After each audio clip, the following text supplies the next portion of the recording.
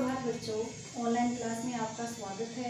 मैं Neeta Chaudhary fortune international school से। तो बच्चों, हमने हिंदी के गद्य भाग के 4 चैप्टर कंप्लीट कर लिए हैं। 4th चैप्टर था अमर शहीद सागर महबूब। आज हम उसका 5th चैप्टर आखिरी चट्टान जो चैप्टर इसको लिखने वाले लेखक हैं मोहन राकेश, जिसका असली नाम है मदन मोहन मुल्गानी। मोहन राकेश का असली नाम क्या है? मदन मोहन मुगलानी, जिसमें मोहन राकेश का जन्म 1925 ईस्वी में हुआ और मृत्यु 1972 ईस्वी में हुई। 8 जनवरी 1925 में और मृत्यु 3 दिसंबर 1972 में। 3 दिसंबर मृत्यु हुई, 3 दिसंबर 1972 में। तो मोहन राकेश का असली नाम था मदन मोहन मुगलानी, जिसका आज हम जीवन परिचय पढ़ेंगे। पहले नई कहानी आंदोलन के सशक्त हस्ताक्षर। मोहन राकेश का जन्म मतलब मदन मोहन मुगलानी का जन्म 8 जनवरी 1925 को अमृतसर में हुआ, पंजाब अमृतसर में हुआ। इन्होंने पंजाब विश्वविद्यालय में, यानी मोहन राकेश ने पंजाब विश्वविद्यालय से हिंदी और अंग्रेजी में MA किया। जीविकोपार्जन के लिए कुछ वर्षों तक अध्यापन का कार्य किया, यानी अपने जीवन को चलाने के लिए, अपनी जीविका को चलाने के लिए उन्होंने कुछ वर्षों तक पढ़ाने का कार्य किया। अध्यापन का कार्य मतलब पढ़ाने का कार्य किया। इस प्रसंग में वे लाहौर, मुंबई, शिमला, जालंधर और दिल्ली में रहे, यानी अपना पढ़ाई का कार्य उन्होंने पढ़ाने का काम किया। वो कहाँ कहाँ किया? लाहौर, मुंबई, शिमला, जालंधर और दिल्ली में रहे। कुछ वर्षों तक कहानी की प्रसिद्ध पत्रिका सारिका का संपादन किया। तो मोहन राकेश ने जो प्रसिद्ध पत्रिका लिखी बच्चों, उसका क्या नाम है? सारिका। इस लाइन को अंडरलाइन कर लेना। आषाढ़ का महीना था और उसके एक दिन एवं आधे अधूरे नाटक के लिए संगीत नाटक अकादमी में इन्हें 1968 में पुरस्कृत एवं सम्मानित किया गया। इन्होंने आषाढ़ का एक दिन नाटक लिखे। कौन कौन से लिखे? आषाढ़ का एक दिन और आधे अधूरे, 2 नाटक लिखे। इन दोनों नाटकों के लिए उन्होंने 1968 में, यानी राकेश मोहन को 1968 में पुरस्कृत किया गया, यानी सम्मानित किया गया। 3 दिसंबर 1972 को नई दिल्ली में इनका असमय निधन हो गया, यानी 3 दिसंबर 1972 में इनका निधन हो गया, यानी मृत्यु हो गई। अब इनकी प्रमुख कृतियां, यानी मोहन राकेश द्वारा लिखी गई प्रमुख कृतियां कौन कौन सी हैं? तो उपन्यास है इनके अंधेरे बंद कमरे, अंतराल, नए आने वाला कल। ये तो इनके द्वारा लिखे गए उपन्यास है। किनके द्वारा? मदन मोहन मुल्गानी के द्वारा लिखे गए, मोहन राकेश के द्वारा लिखे गए उपन्यास हैं। फिर है नाटक। इन्होंने नाटक कौन कौन से लिखे? आषाढ़ का एक दिन, लहरों के राजहंस और आधे अधूरे। तो ये जो नाटक है आषाढ़ का एक दिन और आधे अधूरे, ये 2 नाटक हैं। इन 2 नाटकों के लिए राकेश और मोहन को 1968 में पुरस्कृत किया गया, यानी सम्मानित किया गया। इनके ये नाटक इतने प्रसिद्ध हो गए थे। कहानी संग्रह। कहानी कौन कौन सी लिखी? क्वार्टर तथा अन्य कहानियां, वारिस तथा अन्य कहानियां। निबंध संग्रह, यानी इन्होंने निबंध लिखे। निबंध संग्रह में परिवेश, इसने निबंध लिखा। भ्रमण वृत्तांत और यात्रा के लिए आखिरी चट्टान तक, यानी यात्रावंत लिखा है इन्होंने आखिरी चट्टान तक। अब है आगे इनके द्वारा लिखी गई ये कृतियां थी। अब आगे है पाठ परिचय, यानी इस लेसन में, इस पाठ में किस चीज के बारे में बताया गया, किसका वर्णन किया गया। तो प्रस्तुत पाठ कौन सा पाठ है? आखिरी चट्टान। ये जो पाठ है आखिरी चट्टान एक रोचक यात्रा स्मरण है, यानी मोहन राकेश के द्वारा की गई यात्रा का एक संस्मरण है। दिसंबर 1952 से फरवरी 1953 के बीच मोहन राकेश ने गोवा से कन्याकुमारी तक की यात्रा की। मोहन राकेश ने मतलब मदन मोहन मुल्गानी ने दिसंबर 1952 से फरवरी 1953 के बीच गोवा से लेके कन्याकुमारी तक यात्रा की। ये इनका यात्रा स्मरण है। मानव मनोविज्ञान और सामाजिक संरचना की सूक्ष्म समझ के कारण ये यात्रा वृत्तांत भौतिक विवरण और आंतरिक मनोदशा का उदाहरण बन गई। भाषा इतनी पारदर्शी है कि लेखक के अनुभव पाठक के अनुभव में रूपांतरित होने लगते हैं। कन्याकुमारी के सूर्यास्त एवं सूर्योदय का अत्यंत सूक्ष्म अंकन इस पाठ की अनुपम विशेषता है। कन्याकुमारी का सूर्योदय और सूर्यास्त का अत्यधिक सूक्ष्म इस पाठ में अनुपम विशेषता बताई गई है। मानव लेखक ने कलम से प्रकृति का चित्रांकन किया है, यानी उनका दृश्य ऐसा लुभावना था, उनकी यात्रा ऐसी थी जैसे कि मानव लेखक ने अपनी कलम से ही लिखा है। अब देखो हम पढ़ते हैं आखिरी चट्टान। चित्र पढ़ेंगे। आखिरी चट्टान कन्याकुमारी, सुनहरे सूर्योदय और सूर्यास्त की भूमि।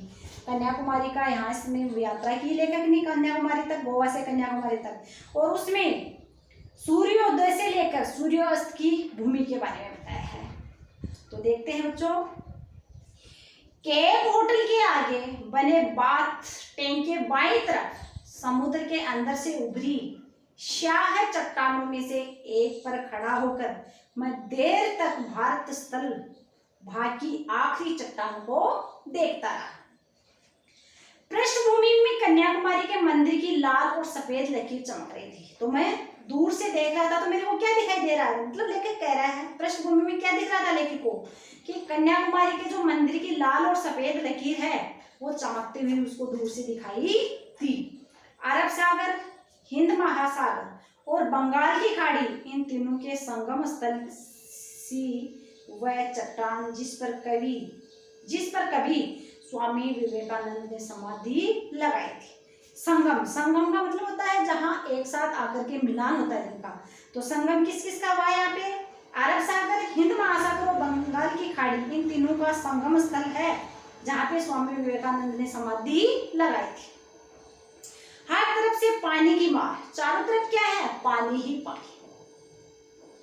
सहती हुई स्वयं भी समाधि स्थिति सी लग रही है। हिंद महासागर की ऊंची ऊंची लहरें मेरे आसपास की शाही चट्टानों से टकरा रही थी। हिंद महासागर से जो पानी की लहरें आ रही थी, जिस चट्टान पे मदन मोहन मुल्गानी खड़े थे, उससे वो चट्टान से वो पानी की लहरें टकरा रही थी। बल खाती लहरें रास्ते की नुकीली चट्टानों से कटती हुई आती थी, जिससे उनके ऊपर चूरा बुंदू की जालियां बन जाती थी।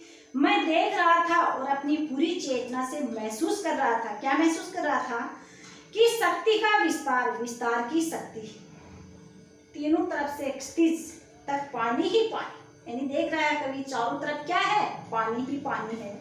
फिर भी सामने का क्षितिज हिंद महासागर का अपेक्षा अधिक दूर और अधिक गहरा जान पड़ता था। लगता था कि उस ओर दूसरा छोर नहीं है। दूसरा छोर यानी किनारा नहीं है। छोर का अर्थ होता है किनारा, तो छोर नहीं है यानी किनारा नहीं है। तीनों ओर से क्षितिज को आंखों में समेटता मैं कुछ देर भुला रहा कि मैं हूँ एक जीवित व्यक्ति, दूर से आया यात्री, एक दर्शक। उस दृश्य के बीच में जैसे दृश्य का एक हिस्सा, उस दृश्य के बीच में एक दृश्य का एक हिस्सा बनकर खड़ा रहा। बड़ी बड़ी चट्टानों के बीच एक छोटी सी चट्टान। जब अपना होश हुआ तो देखा कि मेरी चट्टान भी तब तक बढ़ते पानी में काफी गिर गई थी। तो मैं ये सोच रहा था, खड़ा ये कह रहा है इसमें लेकर, लेकिन फिर मैंने देखा तो मेरी चट्टान थी वो भी क्या हो गई? चारों तरफ पानी से घिर गई थी। मेरा पूरा शरीर शिहर गया, यानी मेरा शरीर था वो कांपने लगा। सीने नहीं कांपने लगा। मैंने एक नजर फिर सामने के उमड़ते विस्तार पर डाली और पास ही एक सुरक्षित चट्टान पे कूदकर दूसरी चट्टान पर से होता हुआ किनारे पे जा पहुंचा। यानी मेरे चारों तरफ उस चट्टान के पानी देखा तो मैं सिहर गया, डर गया, और फिर मैंने क्या किया, पास में ही एक सुरक्षित चट्टान थी, उस पर से कूद करके मैं दूसरी चट्टान पर जाकर के किनारे पे पहुंच गया। पश्चिमी से सूर्य धीरे धीरे नीचे जा रहा था। यानी सूर्य पूर्व दिशा में उदय होता है और पश्चिम दिशा में सूर्योदय अस्त होता है। तो इसमें बोल रहे हैं कि पश्चिम क्षितिज में सूर्य धीरे धीरे नीचे जा रहा था, पश्चिम दिशा में सूर्य छिप रहा था। मैं सूर्यास्त की दिशा में चलने लगा। दूर पश्चिम तट रेखा के एक मोड़ से पीली रेत का एक ऊंचा टीला मेरे को दिखाई दिया, नजर आया। सोचा उस टीले पे जाके सूर्यास्त देखूं, और मेरे मन में क्या हुआ कि उस टीले पे जाकर के मैं देखता हूँ सूर्यास्त, सूर्य को छिपता हुआ देखता हूँ। यात्रियों की कितनी ही टोलियां उस दिशा में जा रही थी। मेरे आगे कुछ मिशनरी युवतियां मोक्ष की समस्या पे विचार करती चल रही थी। मैं उनके पीछे पीछे चलने लगा, चुपके से मोक्ष का कुछ रहस्य पाने लगे। यानी वो क्या बातें कर रही थी मोक्ष के बारे में, मैं उनके पीछे पीछे चल रहा था धीरे धीरे कि वो बातें कर रही हैं, वो मेरे को सुनाई दी, वो रहस्य मेरे को भी पता चले। यूं उनकी बातों से कहीं रहस्य में आकर्षक उनके युवा शरीरों में था, और पीली रेत की पृष्ठभूमि उनके लबादों के हिलते हुए स्याह सफेद रंग बहुत आकर्षक लग रहे थे। मोक्ष का रहस्य अभी बीच में ही था कि हम लोग टीले पे पहुंच गए। क्या देखने के लिए? सूर्य को अस्त होते हुए पहुंच गए। ये वह सैंड हिल है, हिल यानी पहाड़ी, जिसकी चर्चा मैं वहां पहुंचने के बाद से ही सुन रहा था। सैंड हिल पर बहुत से लोग थे, 8-10 नवयुवतियां, 6-7 नवयुवक और 2-3 गांधी टोपियों वाले व्यक्ति थे। वे शायद सूर्यास्त ही देख रहे थे, और वो लोग भी क्या कर रहे थे उस टीले पे, सूर्य को छिपता हुआ ही देख रहे थे।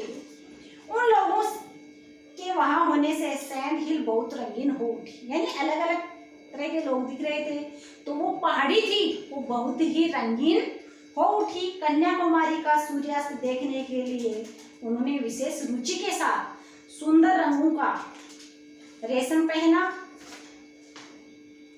हवा समुद्र की तरफ उस रेशम में भी लहर पैदा कर रही थी। मिशनरी वृत्तियां वहां आकर थकी सी एक तरफ बैठ गई। उस पूरे कैनवस में एक तरफ छिटके हुए कुछ बिंदुओं की तरह उनसे कुछ दूर का एक रंगहीन बिंदु। मैं ज्यादा देर अपनी जगह स्थिर नहीं रह सका, एक जगह नहीं रुक सका।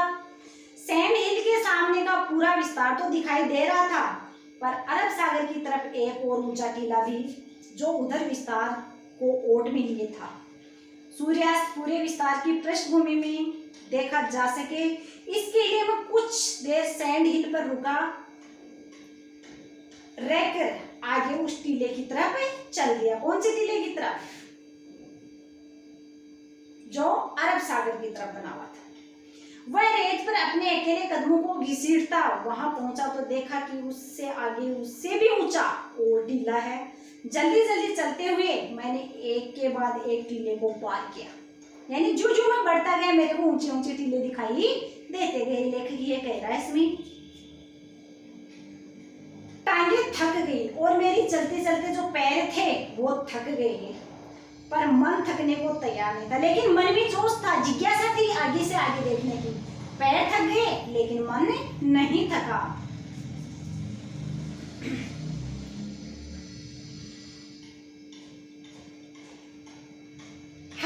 अगले टीले पे पहुंचने पर लगता है शायद अब एक ही टीला है और उस पर पहुंचकर पश्चिमी क्षितिज का खुला विस्तार अब से नजर आ जाएगा।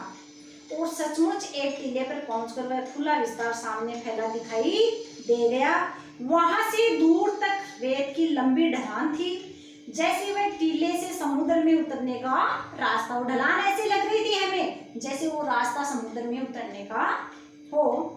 सूर्य तब पानी से थोड़ा ही ऊपर था। अपने प्रयत्न की सार्थकता से संतुष्ट होकर मैं टीले पर बैठ गया, ऐसे जैसे वह टीला संसार की सबसे ऊंची चोटी है। उस टीले पे मैं बैठ करके ऐसे अनुभव कर रहा हूँ जैसे संसार की सबसे ऊंची चोटी पे और मैंने उस चोटी को पहली बार सर किया।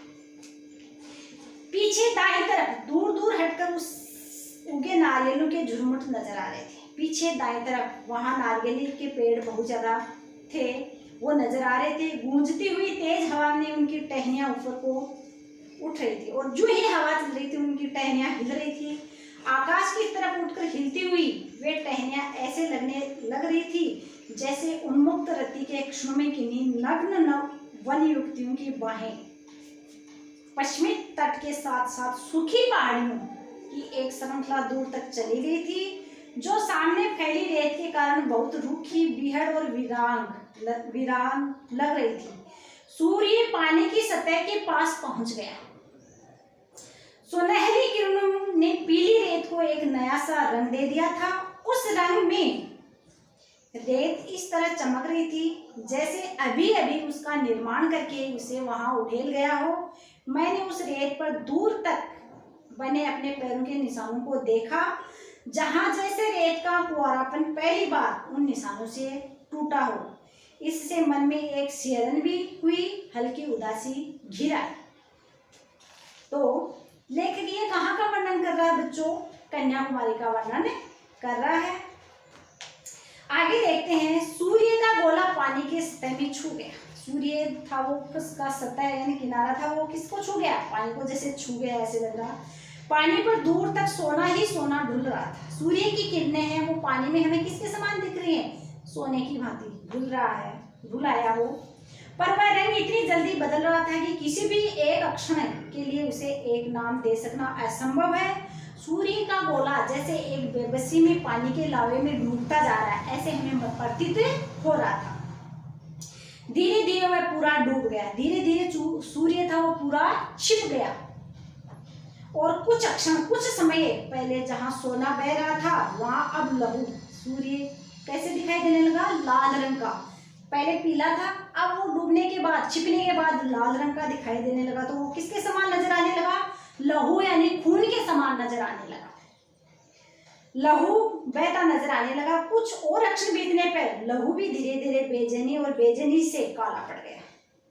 मैंने फिर एक बार मुड़कर दाईं तरफ पीछे देख लिया। नारियलों की टहनियां उसी तरह हवा में ऊपर उठ रही थी, हवा उसी तरह गूंज रही थी, पर पूरे दृश्य पट पर स्याही फैल गई थी। एक दूसरे से दूर खड़े झुरमुट स्याह पकड़ जैसे लगातार सिर धून रहे थे और हाथ पैर पटक रहे थे। मैं अपनी जगह से उठ खड़ा हुआ और अपनी मुट्ठियां खोलता भींचता उसी तरफ और कभी समुद्र की तरफ देखता रहा। यानी इसमें मदन मोहन मुल्गानी है वो कन्याकुमारी, गोवा से कन्याकुमारी की यात्रा करते हैं। वहाँ हिंद महासागर, अरब महासागर और वहाँ चारों तरफ क्या है? पानी पानी है। उस दृश्य का वो वर्णन करते हैं और वहाँ ऊंचे ऊंचे जो टीले हैं उन पर खड़े होकर के सूर्य को अस्त होता हुआ देखते हैं। तो सूर्य जब धीरे धीरे अस्त होता है, सूर्य पीले रंग का सोने के समान दिखता है। उसकी किरणें जो ही वो पूरा छिप जाता है बच्चों, तो वो लाल रंग का हो जाता है, तो हमें रक्त के समान दिखता है। और फिर वो धीरे धीरे एकदम छिप जाने पे, अंधेरा होने पे कालापन दिखाई देता है। तो आज हमने ये चैप्टर इतना पढ़ा है। आगे इसका अगले वीडियो में पढ़ते हैं। आपको भी ये चैप्टर पढ़ना है। इसमें मदन मोहन मुगलानी है वो गोवा से कन्याकुमारी की यात्रा का अपना वर्णन बता रहे हैं। उन्होंने वहाँ की यात्रा की और क्या क्या वहाँ दृश्य देखे उसके बारे में इस पाठ में वर्णन किया गया है। तो आगे का जो चैप्टर है वो आगे वाले वीडियो में पढ़ते हैं। धन्यवाद।